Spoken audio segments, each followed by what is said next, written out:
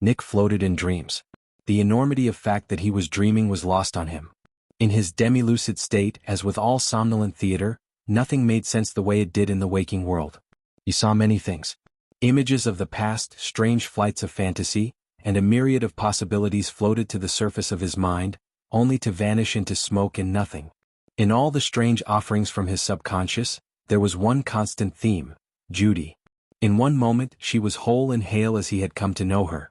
The next she was fallen, weeping as she fell through the void with rotting, tattered wings. Again she appeared. This time taken by Luxuria, crumpled and ruined from her indoctrination into the house. Next she was a true demon, broken and mindless, baying for angelic blood on the fringe. Her claws and fangs dripped ichor and her fur matted with filth and gore. All horrible ends for the rabbit. Ends he had hoped to grant her. The bitterness the images conjured in his mind confused him. Nick's mind roiled in discomfort, both at the images and the distress he felt. It did not make sense. It couldn't. The depths of his mind responded by offering him more pleasing possibilities. Suddenly she appeared as a succubus, risen to the ranks of hell and a scion of lust. Flames danced around her in fetid yellows, greens and blues. She wore little and was resplendent in her power. Her gaze spoke of promises that would wreck souls. Her form was liquid desire right down to her dainty little toes. She was lovely. All faded to black and Judy returned again. This time she was garbed in a dress of angel feathers and standing by the obsidian throne itself. She reached out to him and smiled with regal cruelty, beckoning him to his seat. His queen in hell. Nick writhed. He wanted this. This was his desire. For her to be his pet and pride, his right hand and most prized possession. He reached out to take her paw, but the tableau shimmered and changed. Judy was dressed in a worn hoodie, shorts, and leggings. Her eyes were fever-bright and seemed to stare through him to the bone. The smile she wore was nervous and hungry. The scent of blood and glee hung thick on the air around her, like sweat and desperation on a junkie. She was thin under the grime and mania, absent behind her eyes. She was missing something, more a broken mortal than a fallen and corrupted angel. She was lovely still, sweet and pitiable. She was hurt, broken well and truly, lost. Nick's eyes shot open with a snarl on his lips. Possessiveness and a desire to defend what was his roiled through his blood. She was not so weak. He would not allow. Reality crept into the fox's mind as the dream faded. He was confused by what he found in the waking world. Then he was afraid. He was warm and comfortable.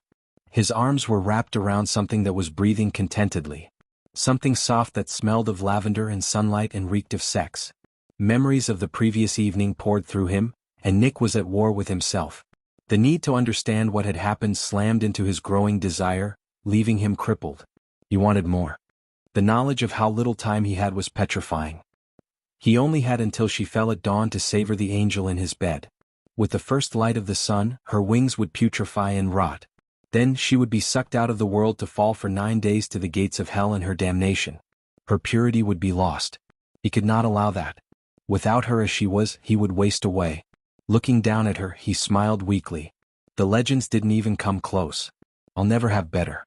It was a sobering thought in many ways. It was made worse by a series of realizations. He had dreamed. He had slept. He had fallen asleep in the embrace of a female with her lips on his and dreamed of her. He dreamed. Sweet misery. He was still wrapped around her. Panic slowly coalesced in his gut. He was still holding her. In fact, she was blissfully cuddled into his chest, wrapped around him in somnolent peace. This was freakish. Such a degree of intimacy was alien for him. It disturbed him immensely. His discomfiture only grew as he realized that not only his arms, but his tail and wings were wrapped around her as they lay together on the bed. Somehow Nick contained the blind panic. Barely. He managed long enough to extricate himself from his cocoon without rousing his bedmate. Once they were separate and he gained a little distance, things only got worse. They were both a mess from their activities. All he wanted was to lick her clean and pleasure her again. The need was narcotic on its own and almost overwhelming. The strain to his self-control was frightening, but paled in comparison to the fact that her wings were out. Nick stared slack-jawed at the sight. Her wings been hidden under his own, and in his haste to escape, he hadn't paid attention to them. Now he was flabbergasted. They were white. All 4 wings were a pure, radiant, opalescent white. There wasn't a shred of corruption on a single feather. No charring or decay. Not even a speck of dust. There should have been something. Some sign. Even just a bit of gray or tarnish, but no. It hurt not seeing the proof of her fall. For a reason he couldn't name, he wanted to see it. Just so he'd know. He'd heard there was a sign right from the first minute that sin took hold in an angel. Clearly that was a lie. He was pulled from his shocked stupor by Judy sighing and shifting gently in her sleep. He had to move. Nick silently crept away from the bed and slipped off to the shower at a dead sprint. There was something cathartic about showers. He always seemed to think best when he was in one, and he desperately needed to think. He never slept with his conquests. He never showed affection. He never failed to stay awake until he was unaudit so he could make his exit. He never dreamed. Dreams and memory were too intertwined for him to suffer either peaceably. Memories were suppressible, the ones he had, anyway. Dreams were not so simple. They were inescapable. And now he had dreamed and not hurt for it. Stepping into the spray of hot water, Nick set to scrubbing himself clean with a vengeance. The moment he was rinsed and dry, he had a mission. The key to all of this had to be somewhere in the tomes Nick had stolen for him. It was time to hit the books. Slowly, achingly slowly, Judy inched towards consciousness. She felt languid, despite her dreams. Conflicting visions of Nick had battered her mind through her rest. In one moment, he wore the raiment and mantle of the holy guards and stood at the right hand of the celestial throne awaiting her. The next, he was a colossal monstrosity striding across the land and stars, consuming and destroying world after world. That disparity and the feelings of euphoria and soreness that warred through her body left her somewhat discombobulated as her eyes flitted open. Her confusion deepened when she noticed she was alone. Judy lifted her head to look around. Nick? There was no response. Through the bond, she felt a weak thread of focus and concern which gave her pause. Nick was not a mammal inclined to uncertainty, so the fact that he was feeling such an alien emotion worried her. It also occurred to her that she no longer needed to hold the bond open in order to sense her demon. Given how precipitously things had progressed, along with all the completely unexpected twists she'd experienced lately, Judy found herself merely taking note of the new fact and nothing more. It didn't help that she felt like she was floating in her own skin. Judy was familiar with the terms sex drunk, subspace, and post-coital endorphin high from her reading, but the understanding and the experience were very different beasts. It was obvious that she was not functioning at her full capacity. However, whatever it was that she was missing could wait. She flopped her head back against the soft pillow, sighing at her own complacency. It raised plenty of new implications, but she had enough to worry about. First and foremost on her list was Nick. No, clothes first. Whatever for. Judy jumped in surprise at the mental intrusion and bolted upright. She immediately cringed at the soreness in her belly and between her legs. She felt Nick wince in sympathetic pain. Watch carrots. Feeling it this morning, are we? Judy wanted to be annoyed, she really did. However, under the smarm, she heard the genuine concern in his voice. The renewing flush of endorphins she got from hearing his voice helped. A little. It's fading. Small blessings. Judy snorted. The devil talking about blessings. I keep expecting to get used to the irony. I think you mean absurdity, sweetheart. Both fit. Where are you? Busy. That isn't a place. She felt his half-hearted eye roll and smiled to herself. Yes. Be pleased. You can irritate me too now. I'll come to you. Judy moved the sheet covering her and immediately recoiled. She didn't have words to describe it. Filthy was the closest word her semi-clouded mind registered before flinching away. Filthy and warm. And growing warmer as the sense washed over her. Her own arousal mixed with the aroma of her demon's seed sent her nose twitching even as her heart rate climbed. The previous evening's activities came back to her in graphically vivid detail, leaving her reeling. She didn't realize her paw was wandering until one of her digits brushed her pearl, startling her. If you start on that, we'll get nothing done today. Judy nodded by reflex and absently licked her finger. For misery's sake, rabbit. I'd recommend a shower. I'll meet you when you're done. Sounds like a good idea. Unless you want me to join you. You do, and we'll get nothing done today, remember? Touché, sweetheart. The connection slipped closed again, but not fully. It merely reverted to where it had been when she'd woken up. She felt his amusement and distraction as he again settled into reading. She found it encouraging as she shimmied off the mattress and scampered to the bath. The hot water spray quickly dissipated some of the cobwebs in her mind, and she had a chance to think a little more clearly. She was sore, a bit stiff and tender. That didn't exactly surprise her. New physical activities always worked muscles in new ways. What they'd done absolutely fell into the new experiences category, and as for physical. Judy giggled to herself and stretched, The heat was relaxing her and easing the soreness. She felt wonderful right down to her whiskers. Smiling to herself, she took a generous pull of body wash from a bottle and lathered herself up. It was wonderfully satisfying to work the mess out of her fur, until she realized it was a golden opportunity for a tiny bit of payback. Judy slipped the bond wide open, pulled up the most exciting, titillating memory from the night before, and slid her paw deftly between her own legs. She was rewarded with the feeling of Nick's fur standing on end and the knowledge that she'd stopped him cold mid-thought. Bad bunny. Judy grinned and finished her shower. By the time she traipsed out of the bath, she was feeling radiant. She felt in control. Strong and powerful. And then she saw Nick waiting across the hall at the table where the coffee pot lived. The sense of power turned to hunger in an instant, and she was left breathless. Nick felt the moment Judy walked into the hall. His head snapped and their eyes met. He felt his pupils dilate and the bond grow taut like a violin string. He was falling or the world was falling away. He wasn't sure. The music was too strong, like 1,000 symphonies singing the perfection embodied in her. It was the closest thing to the music of dawn he'd heard since he fell, and she was at its center. Two things ruined the moment for him. One was masonry falling from the roof. The other was a strange pain that rolled through him. It was accompanied by a massive pulse of golden light like a heartbeat that bled through his skin and fur. In the wake of the pain he felt small paws on his chest. Nick, what was that? I'm not sure. He shook his head. It's been happening lately. Since you met me? Her nervous smile was achingly adorable. Nick swallowed and shrugged. More or less, but it doesn't worry me. How can you say that? Judy asked in disbelief. It's clearly painful. And since when was demonic power golden? And what on earth happened to the ceiling? Was that us? I do believe it's called resonance. I know what resonance is, she retorted, shoving him gently. Are you saying you and I are resonating? Like I do with my armor and you do with your angelic butter knives, only on a— Nick sifted through his mind for the words, much larger scale. Judy cocked an unimpressed brow. That's absurd. Welcome to Tuesday around here, Nick commented before casting his gaze over her. But I'm surprised, Carrots. Aren't you forgetting something? I am? He cleared his throat and smirked. Two things. One I don't mind at all, but the other concerns me a bit. Her expression went flat at his circumlocution. Well, what could concern you so much in the face of your slow transformation into a demonic night light and the fact that we're resonating strongly enough to shake your den to the roots? You're naked. Nick waited until she reflexively snapped her wings around to cover her modesty before adding, but those things are what concerns me. My wings. Yes, those. He pointed over her head. That too. Her face was a rictus of dread. The wager is still intact. How? He couldn't help but think how cute she was when she was panicking, trying to keep her modesty and emphatically gesture at the same time. With my wings and halo out, that's a full manifestation. Heaven forfeits. You may want to hold off on that statement, O heir to the throne.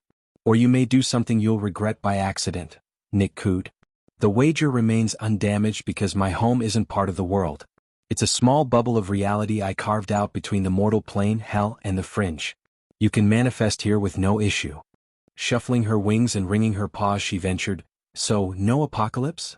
Nick was impressed that Judy's pink ears and giddy smirk hadn't stopped her from pursuing her inquiry. Unless what we did last night qualifies as a revelation, no. It was also pleasing that she didn't immediately shoot the idea down. The urge to preen at her unspoken agreement was quite strong. That was not so terribly unusual in itself, but the pride at seeing her satisfaction was another matter entirely. Before he could pursue the foreign line of consideration, Judy derailed his train of thought. She returned her wings to their resting position on her back and interjected. Hang on there, Slick. If we're outside the world and power doesn't matter, why do you keep your collar on? Doesn't it chafe to be bound like that? It does, but not thinking about it helps. Thanks for reminding me. He commented wryly while he dug at the offending adornment a bit. To answer your question, I knew I'd have to go back to the world. Once it's on, it's easier to endure. Then he decided to have a little fun with her. Nick grinned rapaciously and leaned in, gently lifting the veil on his power. Besides, are you telling me you want me at full strength? Unfettered? With nothing else to protect you? Incidentally, you're still naked. He laid it on thick, the full incubus rex. All power and dominion and dripping sex appeal right down to the tips of his whiskers. He knew he was overwhelming her. Her eyes were huge, pupils dilated. Her breaths became deep and rapid. Her pulse quickened more with every syllable from his charmed lips. Even her ears were on the alert. The little angel's self-preservation had kicked in. There was a predator present and she was trapped. Nick did not expect her breathless, eager voice through the bond. Yes. The glee of the moment bled off in an instant when another pulse of golden power rolled through him, dropping him to his knees. He shook his head and realized she was trying to prop him up by holding his chest. The last thing he'd expected was for her to come closer after his little stunt, but there she was. Naturally, at that moment the elevator at the end of the hall screeched into life. Of course they show up now. Nick grumbled. How can my luck be this unspeakably lousy? I'm the devil. Shouldn't that count for something? Judy giggled at the fox's annoyance as she withdrew her paws and beat a hasty retreat to find clothing. She was grateful for the interruption. Relieved, actually. Another moment and she wouldn't have been able to keep her paws from wandering, and that didn't bother her nearly as much as it should have. Yes, she'd had sex for the first time. That did not mean she'd literally had her brains rutted out of her. That was a euphemism and to be taken as such. So, why was she having such a hard time focusing around him? Leggings and a t-shirt were pulled on while a love song flitted through her head, and suddenly it made sense. A strong desire for closeness, her giddiness, the strange sense of completion in his presence. The earth literally shaking under my feet when I looked at him. It wasn't hard to figure out. In fact, Judy had to shake her head at how obvious it was in retrospect. Obvious and game-changing. She might have found a way out. Relief flooded through her. The nagging worry she'd carried since she bound the fox was gone. Rabbit, I swear. Judy jumped. What? Stop. Stop what? Whatever it is you're doing. Every half second your emotions chop. Judy's mind slammed into overdrive. She stopped listening and focused on feeling what he was feeling. Tension, hunger, distraction, irritation, amusement, all directed at her. He was clearly only annoyed by proxy, but the majority was because of what she was feeling. He was focused on that more than his task. Like that. She realized he'd been talking, but she had missed all of it. He was playing it being put out. She decided to play back. I'm sorry. What's the problem exactly? Nick sighed through the bond and Judy smirked. I'm trying to make coffee and you're being distracting? I'd hazard to say you're always distracting. Flattery will get you into trouble, Foxy. Don't bait the incubus, darling. They're almost here and coffee's brewing. With that he closed the link and Judy bit her lip to hold back the grin. He'd called her darling. A new pet name. The evidence was mounting. However, that did not equate to a sure thing. Her theory was still unverified. Fittingly, she had her litmus test ready to go. Come dawn's first light she would know. It'd be as clear as black or white feathers. That sobering thought only lasted a moment as she collected herself. She walked back towards the table where coffee and her fox were waiting, musing to herself. Her wings were proving to be unexpectedly useful. She'd been a bit surprised to see them after keeping them hidden for so long, but it did give her an opportunity to get the confirmation she needed. The look on his face would be worth the world if she was right. It was a monumental gamble, but so was everything she'd done since she'd met her fox. All she had to do was wait for dawn and let it play out. Either she would fall and accept her place as his willing plaything, or she would enjoy the floor show as he worked it all out. A mischievous grin spread across her face. Sadly, she was unable to relish the possibility for long. Nick had arrived, and the moment he had a paw off the elevator he was talking. Nick's jaw hit the floor as his de facto assistant stepped off the elevator cart and boomed. He spatchcocked you, didn't he? Judy choked out. He what? Nick? Nick's tone was an amused warning. What? The imp looked around questioningly. I just asked if you spatchcocked her. Finny? Gazelle groaned behind her hoof. You keep using that word. I do not think it means what you think it means. What you mean, Zell? She means it's a cooking technique commonly used on small fowl. Nick scoffed and shook his head. I may sound like a sex act, but it most certainly is not. Nick crossed his arms and frowned. I call bullshit on that, Wild. It's true, Finn, Nick muttered. Let it go. The pint-sized demon crossed his arms and snarled. If spit roasting is a euphemism, spatchcocking is too. And this day was going so well. Nick pinched the bridge of his muzzle. Spit roasting is a sex act. Spatchcocking is partial dismemberment. Nothing sexy about it outside of house luxuria. And maybe gula. Of course, the remaining innocent in the room had to ask, what's spit roasting? Before any further damage could be done, Nick said, ask Nick to explain it once you get back to where you're staying. Trust me, you'll enjoy it, and made tracks for the table with Judy close at his heels, blushing furiously. Unfortunately, Finnick's tenacity was acting up. If I say spatchcock is a dirty euphemism, then it is. Nick sighed, bracing himself against the tabletop. And some wonder why I have no faith in demon kind. Judy snickered. I'm a genius and you know it, the Finnick retorted, coming up to the table with the other angel mincing along behind him. You're a functional moron at best. Nick flopped into a chair and poured himself some coffee. Incidentally, I said midnight. You're late. Finnick snorted and filled a cup for himself and another for the angel who sat notably close to him. I value my life too much to interrupt your afterglow. Judy joined them moments later, but only had eyes for the other angel. How did you know? Gazelle blushed, fidgeting uncomfortably. I didn't for sure until you said so just now. But by that standard the whole city knows, Lieutenant. Judy's face was a picture of mortification. How? Finnick's laughter escaped his restraint. Rabbit, when he got his foxy rocks off, it caused shockwave that crossed dimensional lines. Topside they're calling it an earthquake. The news says it's a 5.2 on the Richter scale with the epicenter somewhere in the bayou. There's no fault line anywhere near the city. The science community is losing their shit because of it. Oh, wonderful, Nick grumbled into his cup. He knew where this was headed. His rabbit was about to go concerned paragon on them and start worrying about. Judy was instantly at full attention. Was there any damage? Any injured? That. Gazelle was quick to ease her fellow angel's fears. No. There was minimal damage. But between the quake and the attack on the police, the city is a pressure cooker. Nick couldn't stop himself. This has become a very cuisine-focused day, hasn't it? Excuse me? Judy responded incredulously. We have a natural disaster in the city and you're making food jokes? Well, we started the day off in a cuddle burrito, Nick chortled unabashedly. And then we discussed the finer points of spatchcocking. Gazelle muttered, Can we never use that word again? He chuckled and ignored her, shifting in his seat. Now we're talking about cooking under pressure. Not exactly what I wanted to discuss, especially considering how hungry I am. To his astonishment, Judy ventured, what kind of hungry? If I say I want a stir-fry and eggplant skewers, would you be disappointed? No. Not much. Judy fidgeted in her chair. Okay, yes. Better. Nick smirked. Does my little angel want a second helping? We need to get you fed so you'll get over the food euphemism. Of course.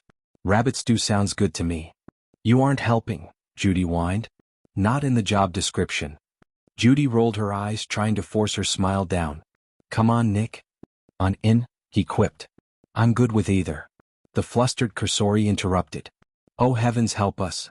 Nick turned to look at the angel in the room who had just invoked the heavens with an even gaze. She had the decency to look abashed. Sorry. Nick waved a paw, summoning a coin. He flicked it into movement across his knuckles before replying calmly. Think nothing of it. That got Finnick's attention. Wild, what's up with you? You've flayed mammals alive for less. Maybe. I've risen above such petty concerns. Or you've got bigger ones. Whatever you're up against topside is bad news considering the jobs you've had me do. The imp's eyes narrowed shrewdly. And you're about to lose your backup, aren't you? The cat was out of the bag. Judy knew without having to look that the others were looking at her. The imminent falling of an angel was not something to be taken lightly. Nick appeared impassive. Finnick was waiting on his boss cue for how he should react. It was the Cursori who looked ill at the prospect. It only took a moment for the Finnick demon to lose patience. When is it supposed to happen? Angels fall with dawn's first light. Gazelle's voice was harsh and strained. Don't you know that? Finnick shrugged, unimpressed but oddly tense. His eyes flicked to the Cursori for a moment. I didn't have a reason to care till now. How long until sunrise? A minute or so. Judy's unexpectedly light response surprised everyone. She tried to conceal her smile behind a paw. Finnick turned to the Red Fox and asked, We're good here, yeah? The choir won't reach us. Nick raised an eyebrow at the lesser demon's familiar tone. We're in the company of two angels, imp. What do you think? But you're the devil.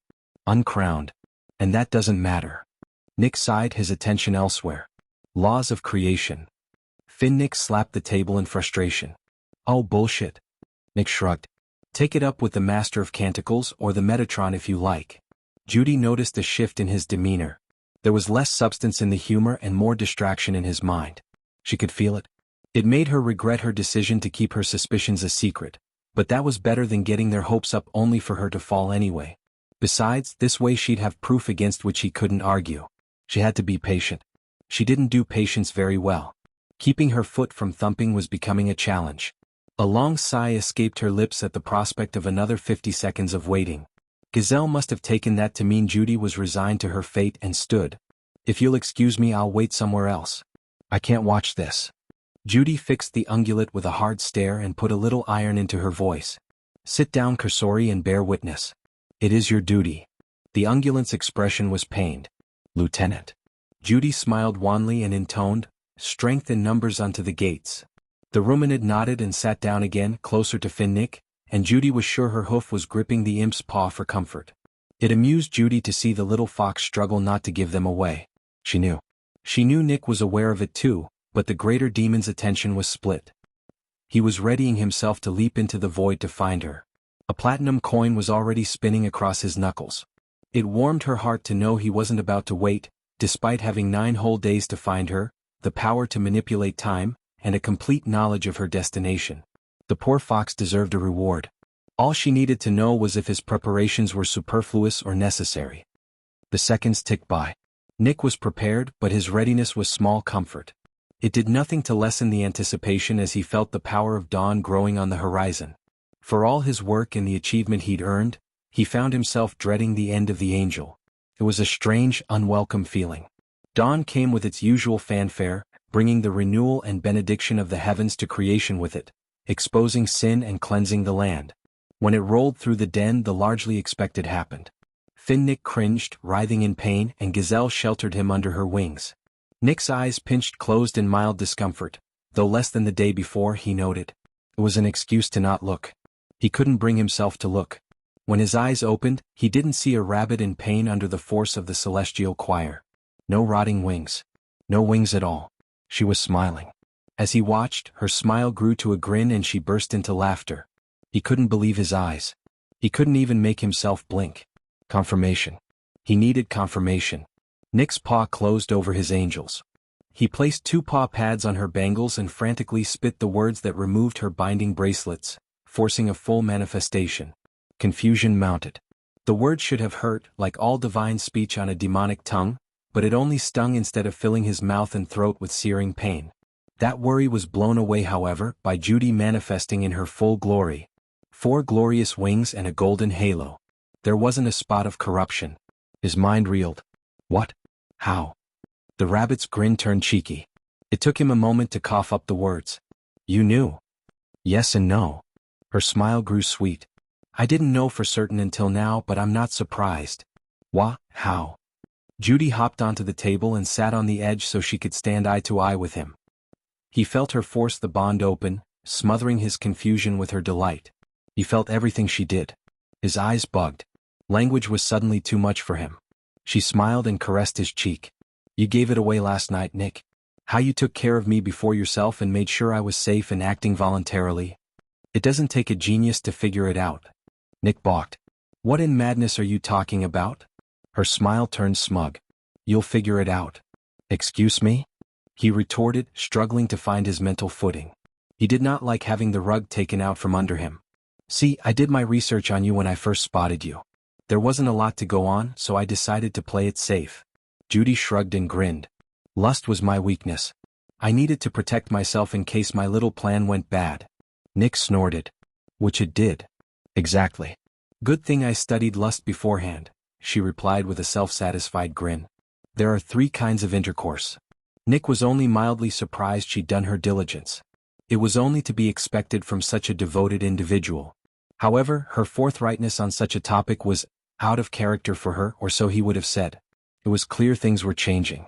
Brushing off the distraction, Nick groused sarcastically, Could we call it something less sexy, please? I hear copulation is a good one. Judy continued unfazed, There's fucking, which is the most selfish. It's all about scratching your own itch.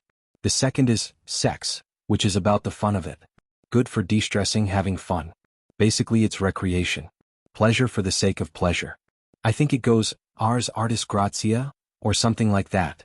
Congratulations on getting some Latin right. Judy nodded, acknowledging the backhanded compliment, and he continued.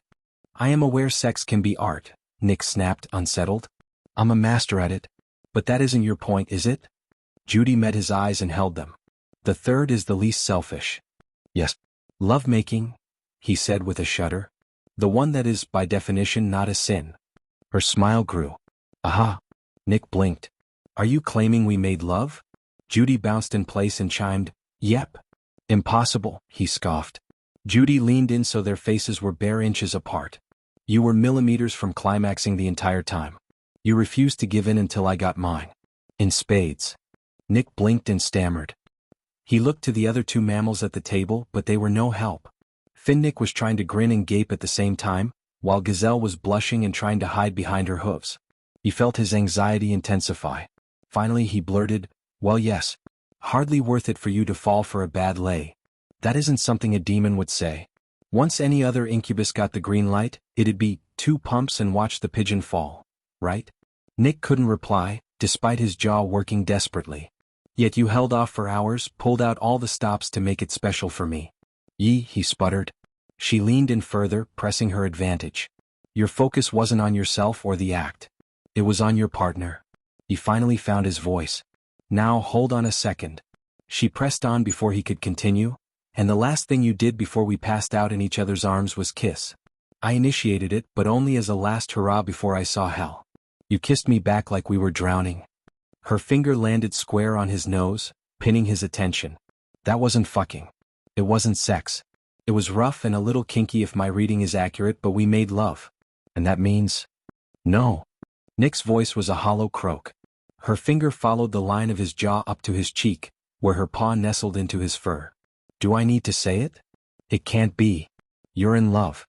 With those words, she pulled him in for a hard kiss and with a little wing flutter for emphasis she added, Don't worry. It's mutual. Has to be to keep these wings heaven fresh. Judy hopped off the table and strutted away. I'll get the books. It looks like you need a minute. She punctuated the statement with a saucy hip wiggle and tail flick. Nick was rendered fully speechless until Finnick's crooning voice cut through the deafening silence.